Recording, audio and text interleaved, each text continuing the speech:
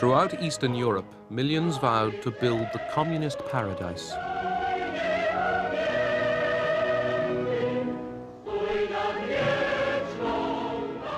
They toiled to carry out orders and plans dictated from Moscow.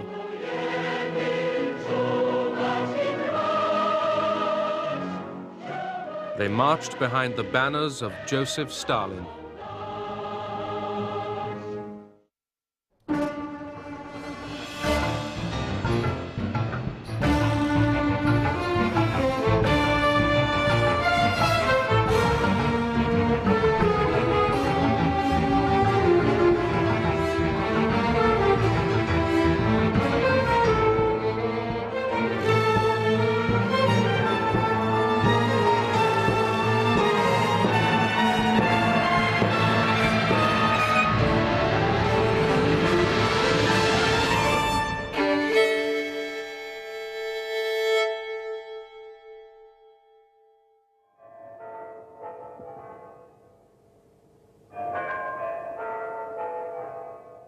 March 1953.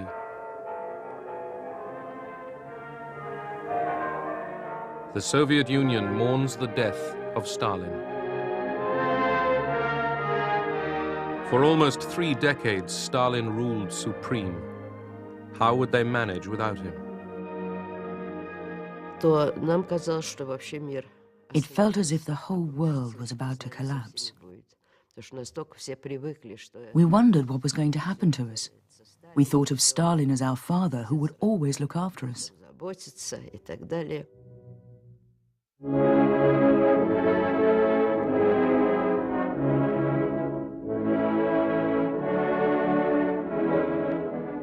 Stalin died without naming a successor. A collective leadership emerged, led by Georgy Malenkov, Lavrenti Beria, Vyacheslav Molotov, and Nikita Khrushchev.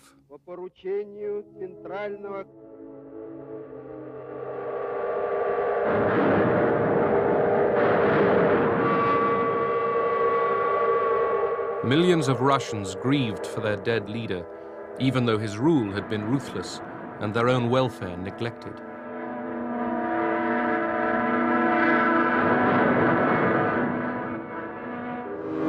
Stalin had transformed the Soviet Union into a superpower, but at his death, relations with America and the West had seldom been worse.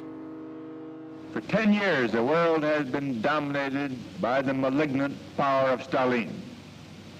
A new era begins, an era in which the guiding spirit is liberty, not enslavement, and when human relations will be those of fraternity, not one-man domination. America, too, had a new leadership. President Eisenhower, Secretary of State Dulles, and Vice President Nixon pledged that they would roll back the frontiers of Soviet power. Eisenhower and Dulles had accused the Truman administration of being soft on communism. Now they had the opportunity to challenge Soviet power. But could Eastern Europe be freed from Soviet domination without a nuclear war? Dulles had talked about liberation, but Eisenhower had insisted that he do so, that when he did so, he coupled it with by peaceful means. And so it is not at all obvious how liberation in the sense of rollback could be achieved merely by peaceful means. The Soviet Empire extended across Europe into Hungary, Czechoslovakia, Poland, and into East Germany, which called itself the German Democratic Republic. Stalin had chosen Walter Ulbricht as the ruler of East Germany. He headed a regime servile to Moscow. After Stalin's death, Ulbricht pressed on, rebuilding his part of Germany along Stalinist lines. Und unsere Straße veränderte ihr Gesicht. Wo vor Monaten noch Ruinen standen, waren Konstrukteure, Maurer und Zimmerleute an der Arbeit. Heavy industry was built up to meet the demands of the Soviet economy. Workers were ordered to increase their output. Everyday needs were neglected. Die Normalbevölkerung lebte. The average person lived very badly. Die Versorgungslage war teilweise katastrophal. If you're talking about the things everybody needs, like heating, coal, electricity, these things were all rationed. Für Feuerung, Kohlen beispielsweise. Dann tägliche Electricity for domestic use was simply not available. war also nicht genügend Elektrizität The vorhanden. morale of the population dropped to zero. Die Moral der Bevölkerung war, ich würde sagen, unter Nullpunkt. Like Stalin, Ulbricht tolerated no opposition. The secret police, the Stasi, had its informers everywhere. Many churches were closed. Censorship prevailed. But East Germany was unable to stop people deserting to the West. Travel to the British, American, and French sectors of Berlin was open to East Germans. Thousands simply packed their bags and left. The flow of East German refugees to sanctuary in the western sector of Berlin reaches record proportions with news of the death of Stalin. Conditions are none too comfortable for these people, but they're happy to be beyond the reach of the Reds.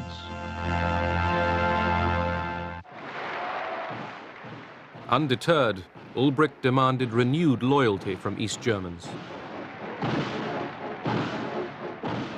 Alarmed, the new leaders in the Kremlin ordered Ulbricht to soften his rigid policies. He complied only half-heartedly. The hated production quotas remained in place.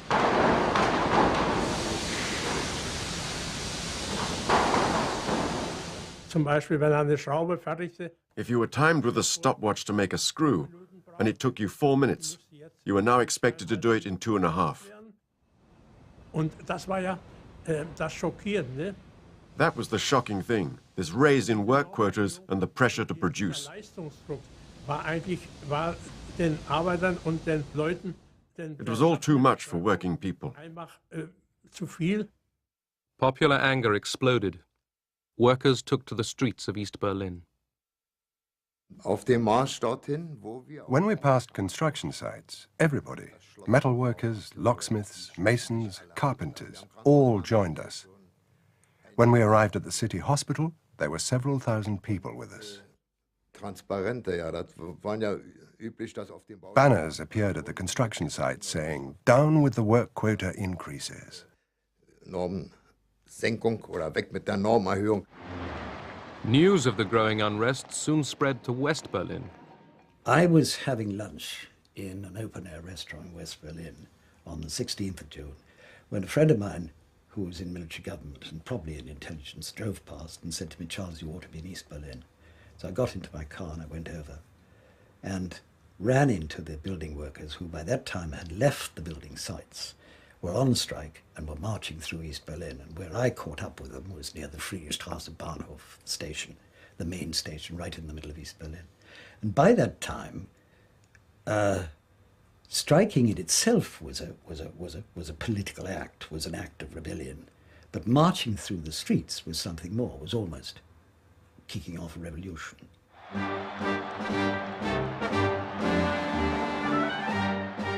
Strikes and mass demonstrations erupted in East Berlin and throughout East Germany.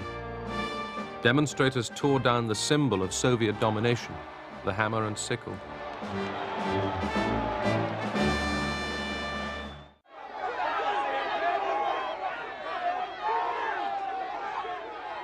Government authority in East Berlin collapsed.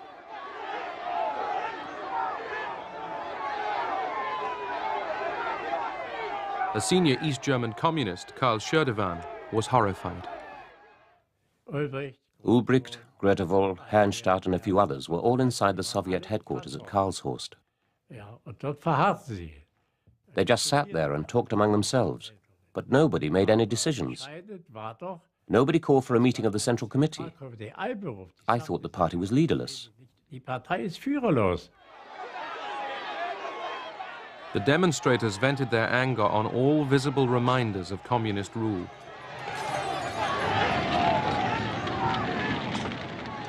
The Soviet authorities were astonished that Ulbricht had allowed the crisis to get out of control. When Ulbricht arrived at the Soviet headquarters at Karlshorst, he telephoned Karl Scherdevan and asked him what was going on. Scherdevan reported that there were a lot of drunks in the crowd and they were smashing the windows and were about to break in. Ulbricht put the phone down and said in German, "It's all over." He said it in a way which, in Russian, roughly translates as, "It's the end." I wondered, what did it all mean? Even if they smash the windows, they have no weapons. It will take us no more than 5 minutes to sort them out. They were trying to elect a strike committee from the leaders of the workers when 4 Russian tanks drove into the square, 4 abreast, and went straight for the crowd. And I remember one man got caught and was run over by a tank. Russische Panzer stoßen vor. Werkzeuge der Gewalt gegen die Freiheit. Mit dem Mut Verzweifelter gehen die Arbeiter mit Eisenstangen und Steinen auf die Panzer los. Der Ruf nach Einheit und Freiheit erschallt noch lauter. Da peitschen die ersten Schüsse durch die Straßen.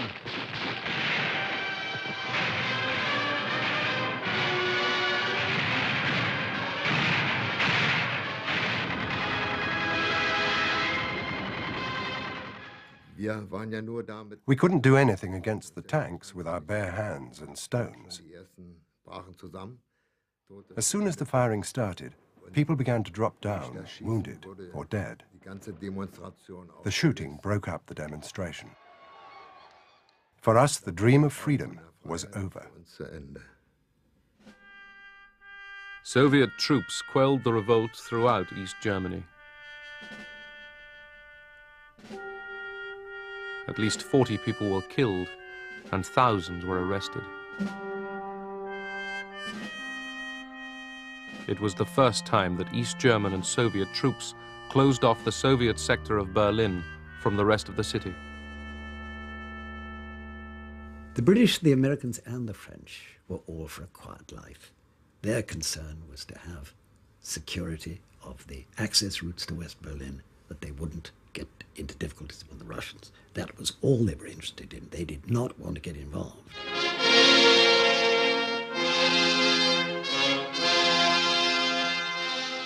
With the situation stabilized, East Germany's rulers set off for Moscow.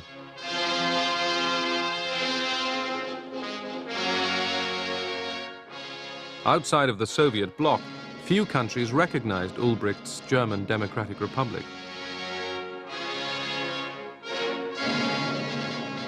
In the Kremlin, the ubiquitous Molotov signed another agreement with the Germans.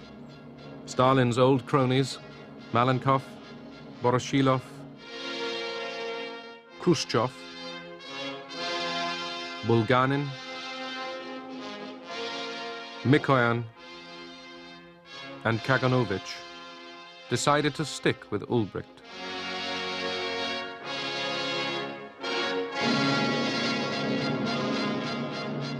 Carefully orchestrated for the cameras, the Politburo bid farewell and good fortune to their East German comrades. One person was missing, Stalin's secret police chief, Lavrenti Beria. The Kremlin claimed he spied for the West. Later that year, he was executed.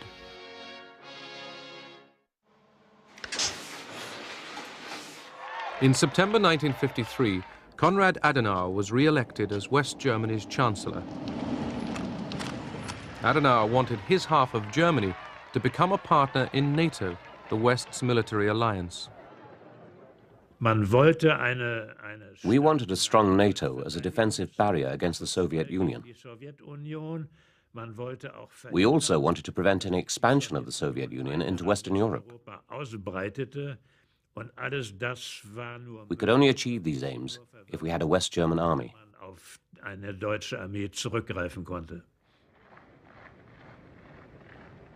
With American backing, Adenauer persuaded Britain and France to let their former wartime enemy into NATO.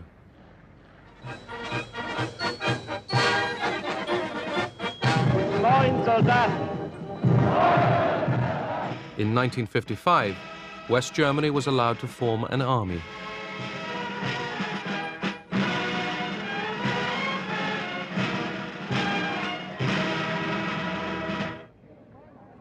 The Soviets quickly countered West Germany's admission into NATO by forming their own military alliance, the Warsaw Pact.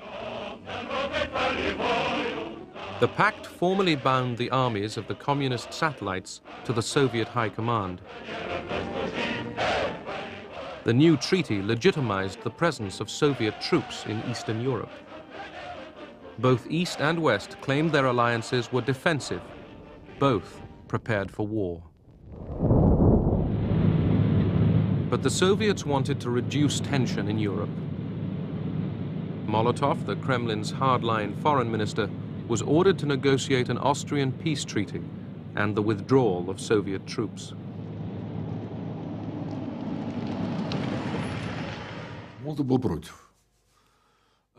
Only Molotov spoke against it. The others were more restrained. He said, "Why should we withdraw? We're very comfortable there." That was his position. But most of the Soviet leaders disagreed with him and thought we had to make a goodwill gesture and start talks in Europe.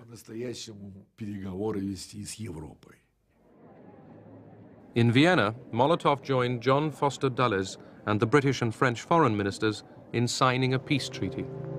Österreich ist frei.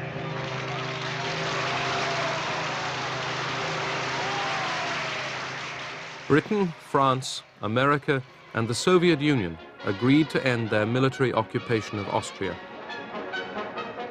In return, the Austrians promised permanent neutrality. 10 years after the end of the Second World War, the West and the Soviet Union withdrew their troops. Their departure encouraged some people to hope that one day Soviet troops might also pull out of Eastern Europe. In the Kremlin power struggle, Khrushchev had outmaneuvered Malenkov and Molotov. In 1955, he led a Soviet delegation to Yugoslavia. Khrushchev wanted to repair the damage Stalin had caused by expelling President Tito's Yugoslavia from the communist bloc. My father, he told that these people fought against fascism. And really, it is only one country in the Europe who won itself, not by the help of the Soviet Union, itself. So he told, I have to go there, not invite Tito in Soviet Union, because we are a big country, and we have to show them that we were wrong. Tito's Yugoslavia remained the only communist country in Europe independent of the Kremlin.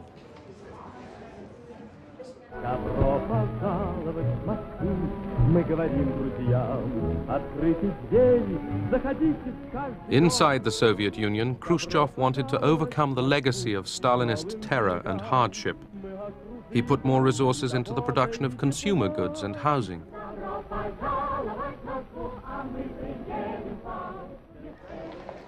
Thousands of political prisoners had been freed from the Gulag. My father was a strong believer in the communism. For him, it was the best life to the people. It is like the heaven of the earth. And he many times repeat that it is impossible to live in the heaven surrounded by the barbed wires. Khrushchev used the 20th Soviet Party Congress to end the hero worship of Stalin and expose the cruelties of his dictatorship.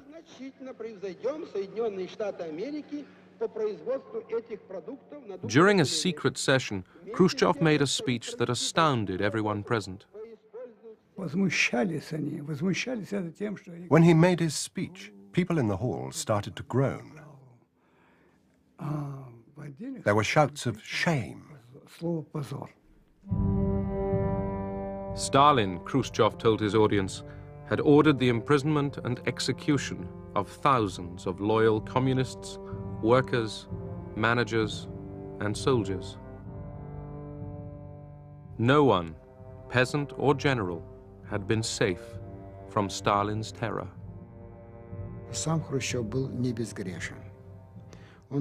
Khrushchev himself wasn't without guilt. He had played an active part in Stalin's repressions in Ukraine and in other parts of the country.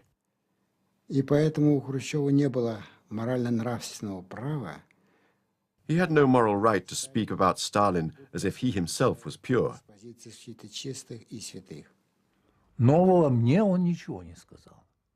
He did not say anything new for me, or for the majority of my friends. He did not say everything that needed to be said, but we were happy that at least it was said. He said it in a half-whisper, literally in secret. It was not printed in the newspapers, but came out in a leaflet read at party meetings, and sometimes outside. We used to say, "This is the beginning of truth. Truth will win."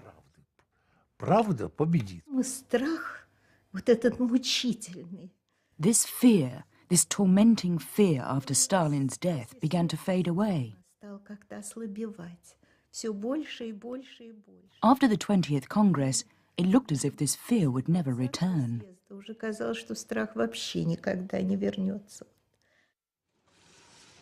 Khrushchev's secret speech was perfect propaganda for the American-financed Radio Free Europe.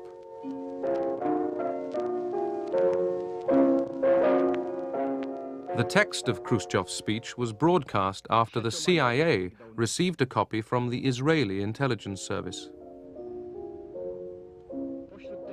They were just repeating for 24 hours, 1 hour speech, over and over and over again. And this was to the party people who were brainwashed, were led to believe, and they did believe, that Stalin is God, that he couldn't make any mistake. Everything he did was infallible. Suddenly, their faith, their religion collapsed. Poland was fertile territory for Radio Free Europe's message. Stalinist policies had brought Polish workers close to revolt. After years of shortages and hard work, they wanted change. In June 1956, workers in Poznan demanded bread, liberty, and freedom for the Roman Catholic Church, and above all, an end to the Soviet domination of Poland. The demonstrators were met with Polish tanks and Polish bullets. 74 people were killed. Young protesters faced a show trial to which foreign journalists were invited. What really shocked the government, the regime, was that it was the workers who rose. It was not the people that they were afraid of. It was not the sort of intellectuals. It was not people involved in politics. It was real workers, and they were disgusted. So that was a terrible blow to the regime. The uprising in Poznan fueled the spirit of rebellion. Backed by Polish workers, reformers in the Communist Party made ever more radical demands. Some even called for the withdrawal of Soviet troops. The reformers turned to Władysław Gomulka, a patriotic communist imprisoned under Stalin. Without consulting the Kremlin, Polish communists chose him as their new leader.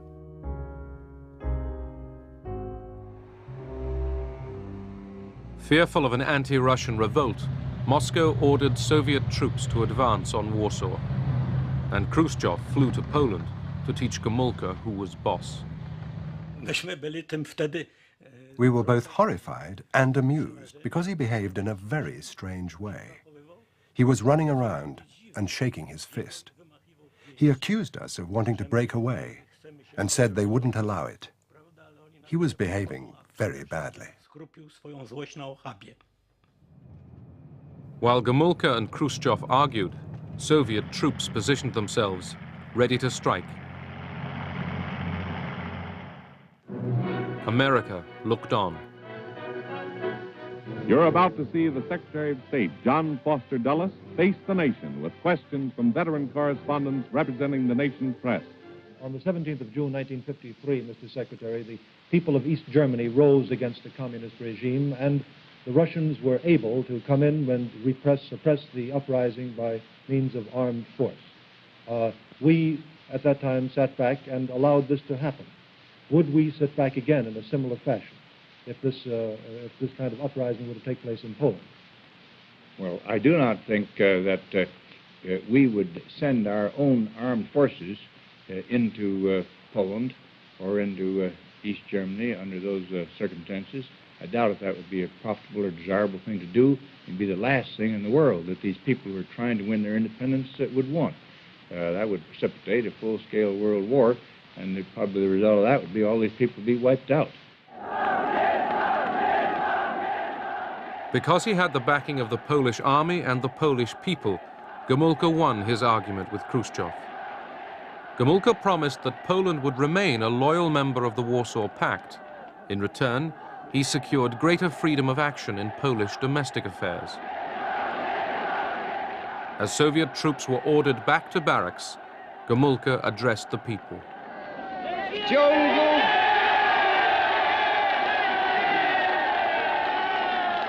W ciągu ubiegłych lat nagromadziło się w życiu Polski wiele zła, wiele nieprawości i bolesnych rozczarowań. Idee socjalizmu, przeniknięte duchem wolności człowieka i poszanowania praw obywatela, w praktyce ulegały głębokim wypaczeniom. Słowa nie znajdowały pokrycia w rzeczywistości. Gomulka's promise of a freer, more Polish nation calmed the demonstrators. Gomulka mi opowiadał, że parę lat potem Gomulka told me a few years later that he had a conversation with Soviet Marshal Zhukov, who had been drinking. siedział obok Gomulki i Zhukov said, "We were so well prepared that we could have been all over Poland in 3 days. We had very detailed plans." Myśmy byli tak przygotowani, że w ciągu 3 dni byśmy wszystko u was opanowali. And Gomulka replied, "Did you plan how many people on both sides would have perished?" Również ile będzie ofiar po obu stronach.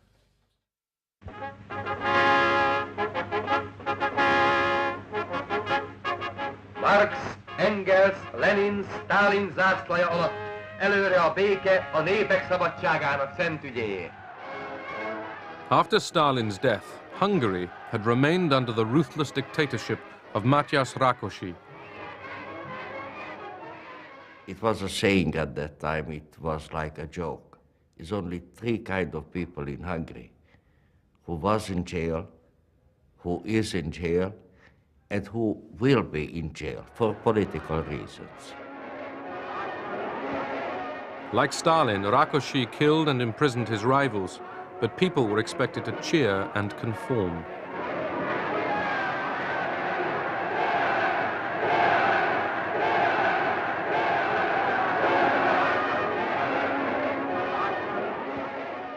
The new Kremlin leadership disapproved of Rákosi. A senior Soviet official was sent to deal with him. 2 hét múlva jött Mikoyan, az őrmény. Mikoyan, the Armenian wheeler dealer, arrived. Rákosival mentünk ki Rákosért, Rákosi and I went to meet him at the airport and took him back by car. és hoztuk be Mikoyan. Már majdnem beértünk. We were almost at the guest house when Mikoyan turned to Rákosi and said, "The Soviet leadership has decided you are ill." Úgy döntött, hogy maga beteg. Well, Rákosi didn't think he was ill.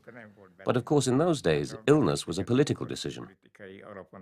Mikoyan continued, "You will need treatment in Moscow, so you will have to resign." The Soviets allowed András Hegedűs to remain prime minister. But reformers in the Hungarian Communist Party sought a leader more independent from Moscow. They wanted Imre Nagy to take over. Like Gomulka in Poland, Nagy was seen as a leader who would reform the party. The Soviet embassy in Budapest was uneasy. Ambassador Andropov sensed the possible danger and warned Moscow. He sent a lot of telegrams, he made phone calls, and even went to Moscow himself. He tried to warn everybody, but it was all in vain. Khrushchev thought he could cope with the situation.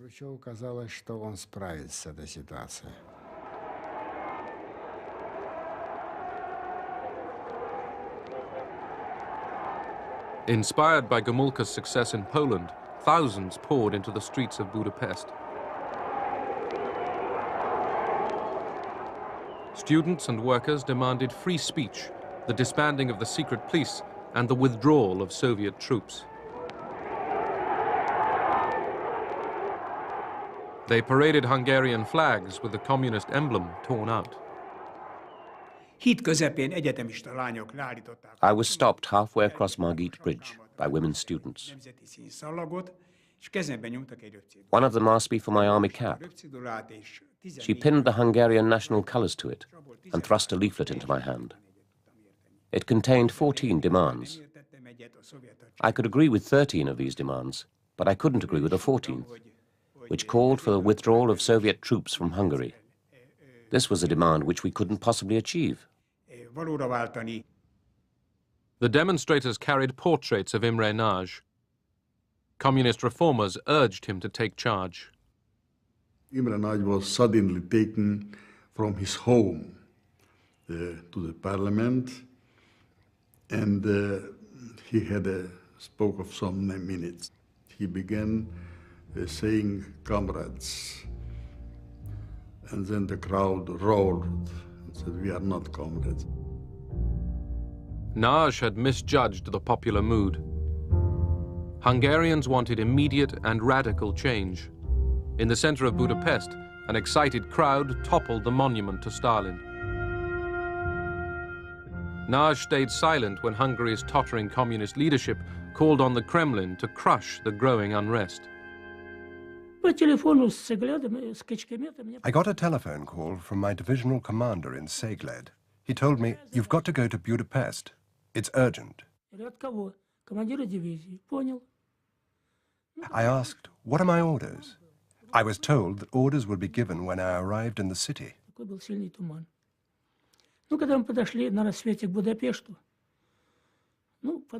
We were approaching the city as dusk fell.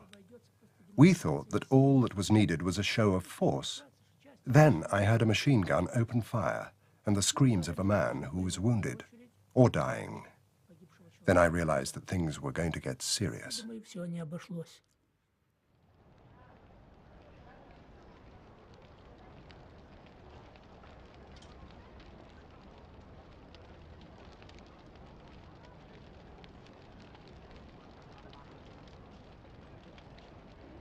Armed civilians had prevented Soviet tank reinforcements from entering Budapest.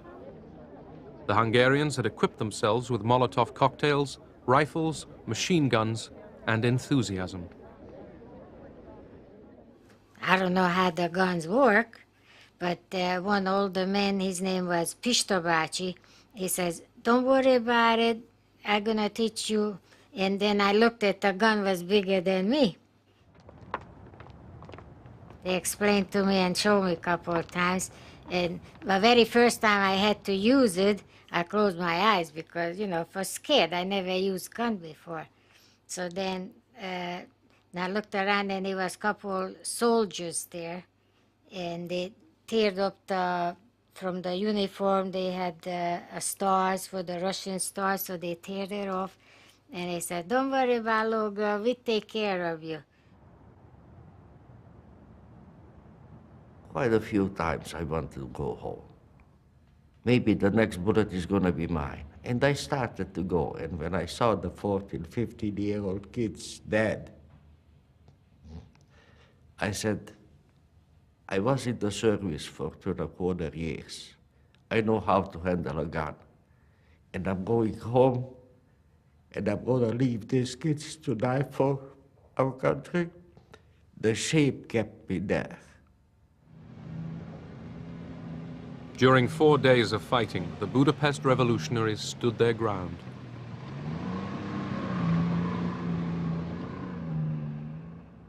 There were heavy losses on both sides. Imre Nagy arranged a ceasefire. The Soviets agreed to withdraw their troops from Budapest.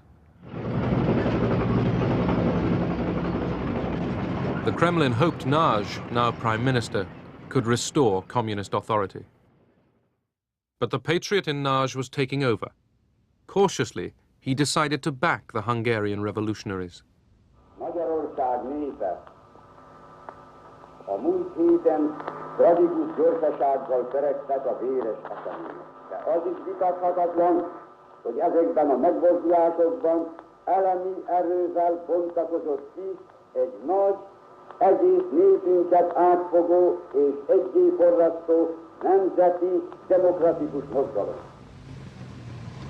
A Nagy Imrét, én megmondom önnek őszintén. I'll tell you quite honestly, and this is not only my opinion, this is what every revolutionary thinks, at least the ones who dare express their opinions.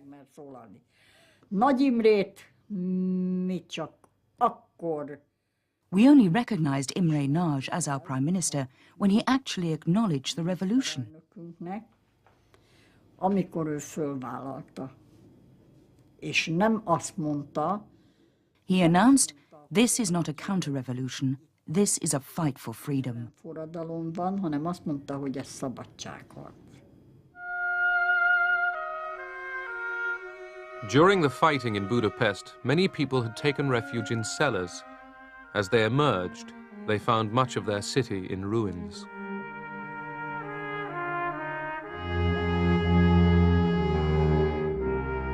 The Hungarians thought they had won their revolution. They came out to mourn their dead heroes.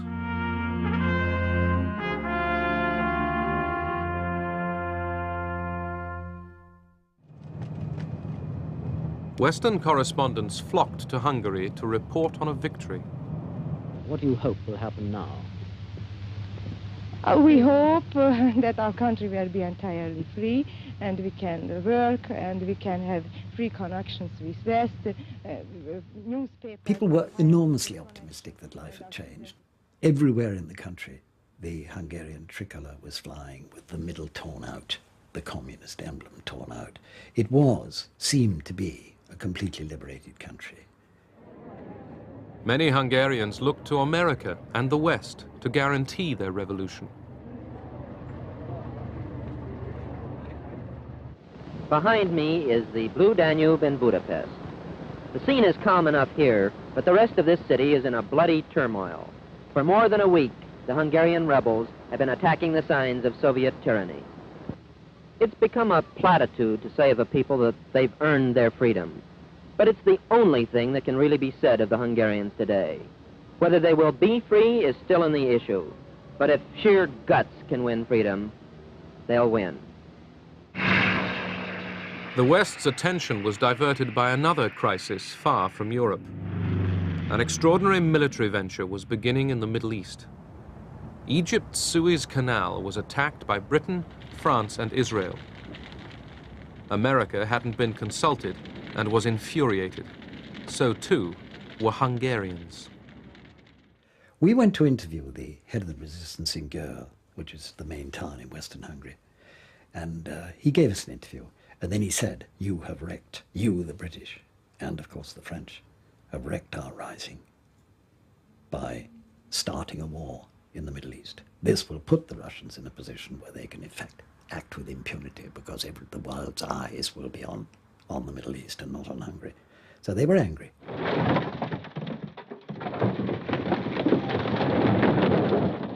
With the Soviet army no longer in the city, the revolutionaries in Budapest took revenge.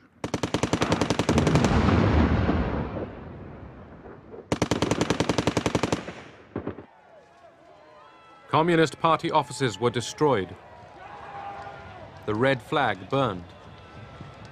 Secret policemen were strung up. With Imre Nagy in power, There was an orgy of bloodletting in the streets of Budapest and other cities. I saw people being strung up by their feet, people being publicly humiliated and trampled on. The Soviets sent more troops into Hungary. Prime Minister Nagy tried one last gamble. With Austria in mind, Nagy declared Hungarian neutrality and divorce from the Warsaw Pact. He hoped international pressure would stop the Soviets crushing the revolution. Imre Nagy's government was not a legitimate one. Therefore, any decision it took concerning the Warsaw Pact, which Hungary had joined according to its own laws, was, to put it mildly, invalid.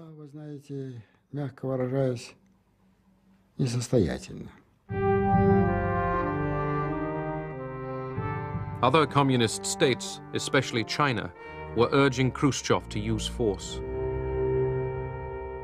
It was a very complicated decision to my father, as he told for 3 or 4 days. He talked with the Chinese, with other representatives, and one time they decided not to use force, then they told, no, we have to use force, yes, no, yes, no. At last it was decision, yes, to use it. We were told to get ready to re-enter Budapest because the terror had started. We were not a force of occupation. Instead, we were going in as saviors to protect the people from banditry and terrorism. We knew that the Americans might also enter the city from the west. We asked our divisional commander, could this mean war? He said, yes. This could be the beginning of World War III.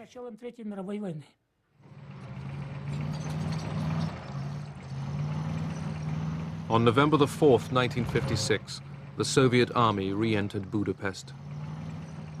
I called up Imre Nagy and I then told that, Mr. Prime Minister, all the signs we observed, the massive troop employment, the unrestricted shooting, now the attack against the final perimeter of Budapest, all of this suggests to me that we are in war with the Soviet Union. I recommend that U.S. Prime Minister state for the nation, for the world, that Hungary is in war with the Soviet Union due to the Soviet aggression. He dressed me down practically. No war with the Soviet Union.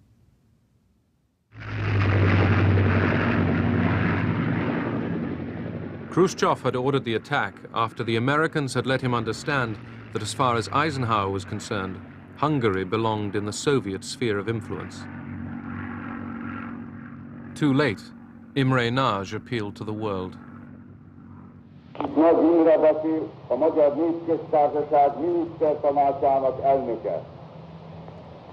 Ma hajnalban a szovjet csapatok támadást indítottak fővárosunk ellen, azzal a nyilvánvaló szándékkal, hogy megdöntsék a törvényes magyar demokratikus kormányt.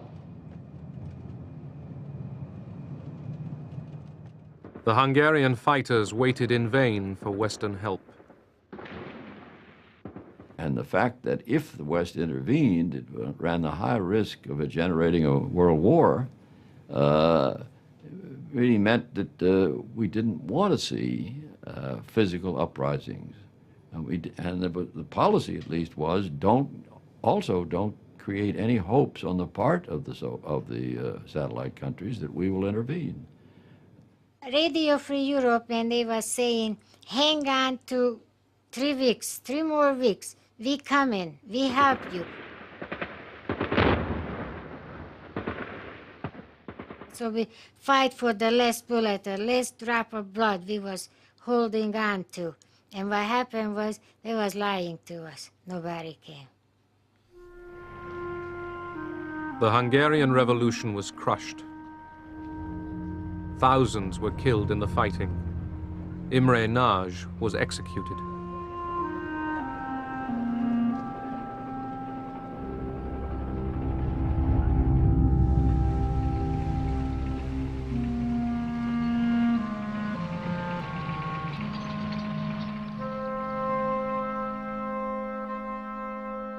200,000 Hungarians fled into Austria before the frontier was sealed by Soviet troops. The millions who stayed behind in Hungary were prisoners.